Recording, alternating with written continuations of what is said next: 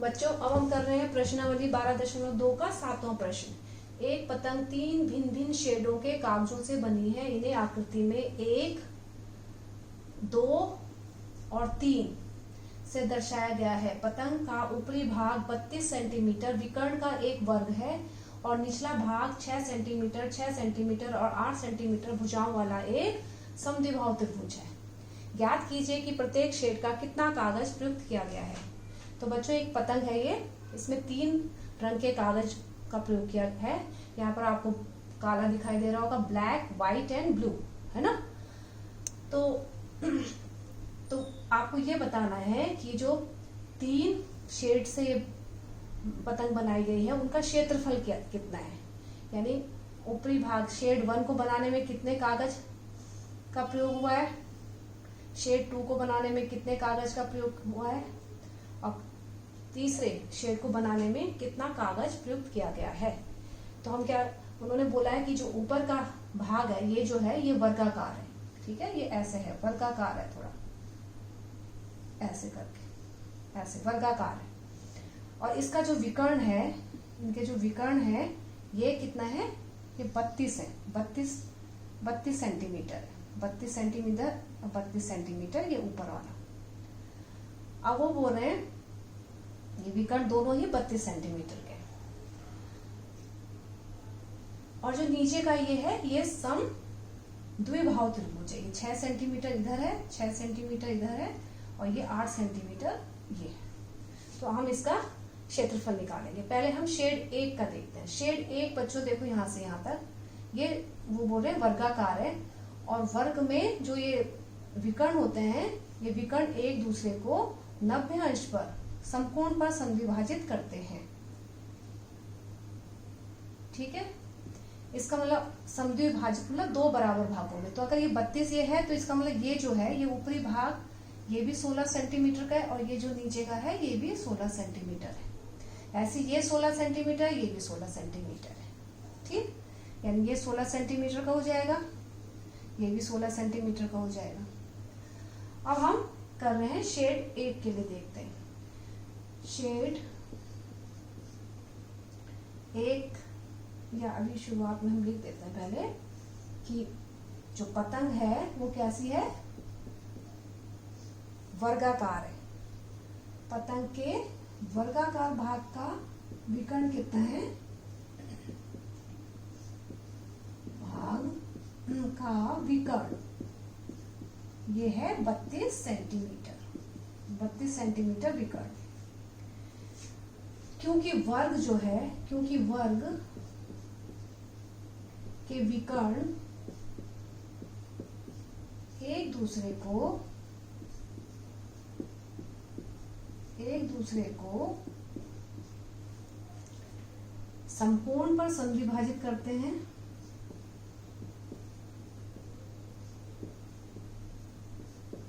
समद्विभाजित मतलब 2 बराबर भागों में बांटते हैं, समद्विभाजित करते हैं, समद्विभाजित करते हैं, ठीक है। इसलिए ये क्या हो जाएगा, ये यहाँ पर आपका 90 अंश का, ये 90 अंश का हो जाएगा और ये ऊपर का इतना 16, ये 16, ये 16, ये 16। तो हम शेड 1 का क्षेत्रफल निकाल रहे हैं। शेड 1 का क्षेत्रफल, शेड 1 कैसे है, ये त्रिभुज है। शेड 1 का क्षेत्रफल क्या हो जाएगा। अब ये क्या है, आधार। इसमें अब हीरोन सूत्र लगाने की आवश्यकता नहीं है। यहाँ पर देखो ये आधार है, ये ऊंचाई मिल गई आपको, तो इसमें फॉर्मूला लग जाएगा 1/2 आधार गुणा ऊंचाई, बेस इंटू हाइट। आप b इंटू एच भी लिख सकते हैं। 1/2 आधार आपका 32, ऊंचाई कितनी है 16, तो 2 8 16, ये कट गया। अब ये आ जाएगा आपका 8 दूनी 16, 1 8 3 24 और 1 25, 256 सेंटीमीटर स्क्वायर कपड़ा लगेगा शेड 1 को बनाने के लिए। कपड़ा नहीं, कागज, पतंग बना रहे हम। तो शेड 2 के लिए अब शेड 2 का क्षेत्रफल निकालेंगे। शेड 2 का क्षेत्रफल ये भी 1/2 आधार गुणा ऊंचाई, बेस इंटू हाइट। यहाँ पर भी देखो 1/2। अब ये देखो आधार ये है और ऊंचाई कितनी है, ये आपकी ऊंचाई हो गई 16। ये भी उतना ही आएगा, 32 गुणा 8 256 सेंटीमीटर स्क्वायर कागज लगेगा शेड 2 को बनाने में। अब आए तीसरा हिस्सा बच्चों, ये समद्विबाहु त्रिभुज है। इसमें 6, 6 और 8 हमें नाप दी हुई है। इसमें हम हीरोन सूत्र का प्रयोग करेंगे। तो शेड 3 के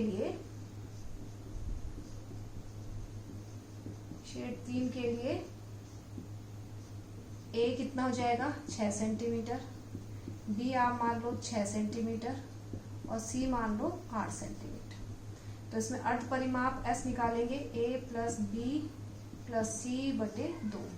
ये हो जाएगा 6 प्लस 6 प्लस 8 बटे 2, यानी 6 6 12 और 8 20, 20 बटे 2 काटा, यह आ गया 10 सेंटीमीटर। आपका क्या आ गया अर्ध परिमाप, एस आ गया आपका 10 सेंटीमीटर। ठीक है, अब हम करेंगे क्षेत्रफल। तो शेड 3 का क्षेत्रफल आ जाएगा,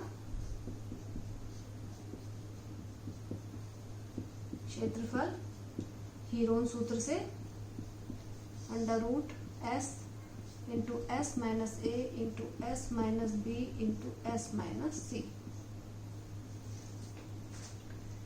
एस आपका है 10 गुणा 10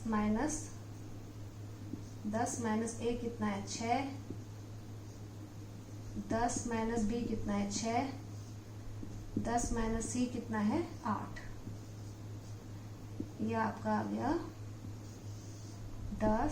10 में से 6 गए 4, 10 में से 6 गए 4, 10 में से 8 गए 2। अब इसको हल करेंगे। इसका पहले ही जोड़ा बना हुआ है, हम 10 को टुकड़ों में काटते हैं, तोड़ते हैं। यह आ जाएगा 2 पंजे 10 गुणा 4 गुणा 4 गुणा 2। ठीक है, ये इसका पेयर बना हुआ है, इसका और इसका। इसमें से 1 2 बाहर, इसमें से 1 4 बाहर, अंदर बचा 5 का कोई जोड़ा नहीं है तो 5 अंदर। यो आ गया आपका 8√5 सेंटीमीटर स्क्वायर। अब √5 का जो है वर्गमूल निकालेंगे। तो √5 का वर्गमूल देखो बच्चों, ऐसी संख्या जिसका वर्ग 5 के बराबर हो या उससे छोटा हो। 2 दूनी 4। ठीक है, 5 में से 4 गया 1, दशमलव लगा, यहाँ भी दशमलव, इसके बाद 2 2 के ये हमने ये लगा दिए। अब यहाँ इसका दुगना किया 4 हो गया, यहाँ से दोनों 0 उतारे, 4 का पहाड़ 4 दूनी 8, 2 से कोशिश करो, 2 यहाँ लिखना है 2 यहाँ, वही संख्या यहाँ लिखनी है और वही संख्या यहाँ। 42 को 2 से गुणा किया, 2 दूनी 4 2 चौके 8, घटाया 10 में से 4 गए 6, 9 में से 8 गया 1, फिर यहाँ पर 2 रखा, ये 2, ये हो गया 44। ठीक है, अब यहाँ से ये 2 0 उतारे, 4 चौको 16, 4 से ज्यादा हो सकता है, हम 5 से देखते हैं।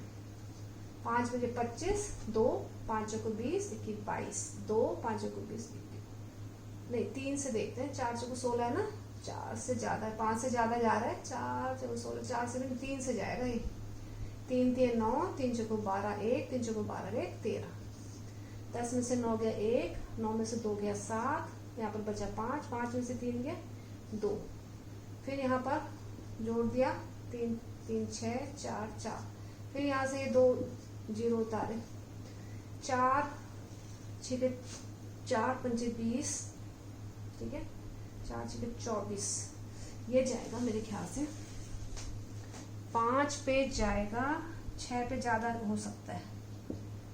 5 पंजे 25 देखते हैं, 5 पंजे 25, 2 5 6 30 31 32, 3 5 को भी 21 22, 2 5 को भी 21 22, यानी ये आ रहा है ना। हमें इतनी आवश्यकता है, हम इतना ही लेंगे, ज्यादा करने की जरूरत नहीं है।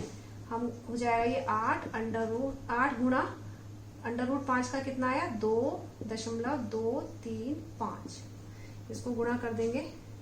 8 बजे 40, 4 8 24 और 4 28, 2 4 8 दूनी 16, 17 18, हासिल आया 1, 8 दूनी 16 और 1 17, और यहाँ पर दशमलव, यानी 17.88 सेंटीमीटर स्क्वायर कागज चाहिए शेड 3 को बनाने के लिए।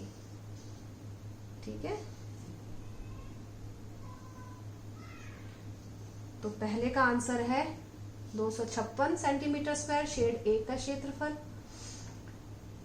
शेड 2 का क्षेत्रफल आया 256 सेंटीमीटर, और शेड 3 के लिए क्षेत्रफल आया 17.88 सेंटीमीटर स्क्वायर। ये आपका आंसर।